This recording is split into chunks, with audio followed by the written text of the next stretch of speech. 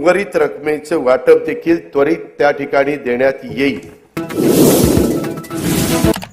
राज्यभरातील शेतकऱ्यांसाठी आजच्या महत्त्वाच्या ठळक बातम्या व शेतकऱ्यांना सरसकट सरकारकडून मदत देखील जाहीर झालेली आहे आणि शेतकऱ्यांसाठी अतिशय महत्त्वाची व दिलासा देणारी देखील बातमी आलेली आहे।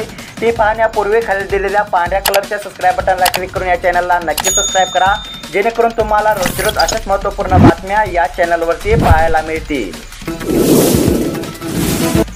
शेतकऱ्यांसाठी पहिलीच महत्त्वाची बातमी, 2 दिवसात शेतकऱ्यांच्या खात्यात जमा होणार नुकसान भरपाईचे पैसे।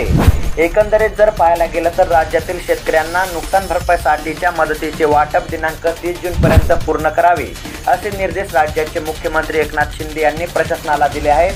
त्यामुळे 1 ते 2 दिवसांमध्ये शेतकऱ्यांच्या बँक खात्यामध्ये नुकसान भरपाईचे पैसे जमा होणार आहेत। त्यामुळे शेतकऱ्यांमध्ये आनंदाचे वातावरण पाहायला मिळत आहे।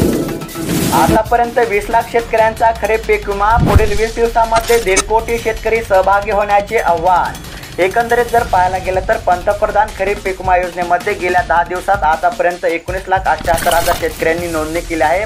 याद्वारे 12,56,000 हेक्टर क्षेत्रावरील पिकांचा विमा उतरवण्यात आलेला आहे।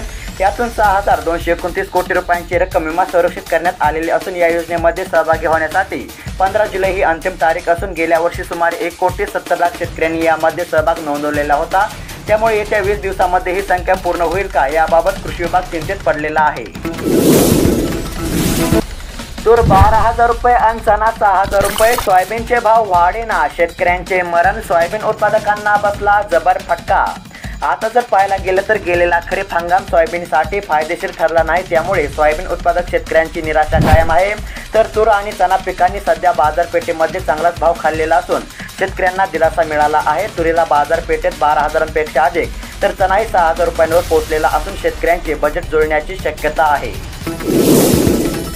शेतकरी कर्जमुक्ती करा, लाडकी बहीण सोबत लाडला भाऊ योजना आणा, उद्धव ठाकरेंची मागणी। जर पाहायला गेलं तर राज्यातील शेतकऱ्यांना कर्जमुक्त करा, विधानसभा निवडणुकीपूर्वी त्याची अंमलबजावणी करा, त्याचसोबत लाडकी बहीण योजना आणता येत तसा लाडला भाऊ योजना आणा, महिला पुरुष भेदभाव करू नका अशी मागणी माजी मुख्यमंत्री उद्धव ठाकरे यांनी केली आहे। सोयाबीन 4,000 तर बियाणे 12,000 रुपये क्विंटल, शेतकरी अडचणीत।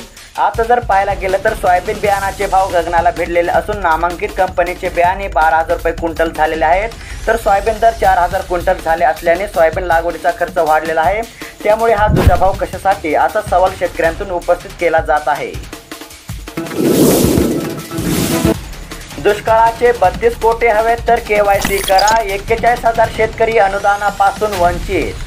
आता जर पाहायला गेलं तर राज्यभरातील शेतकऱ्यांच्या बँक खात्यामध्ये दुष्काळी अनुदान हे जमा होण्यास सुरुवात झालेली आहे। नैसर्गिक आपत्तीमध्ये बाधित झालेल्या शेतकऱ्यांना पिकांच्या नुकसानीची मदत मिळण्यासाठी शेतकऱ्यांना KYC करणे अनिवार्य आहे।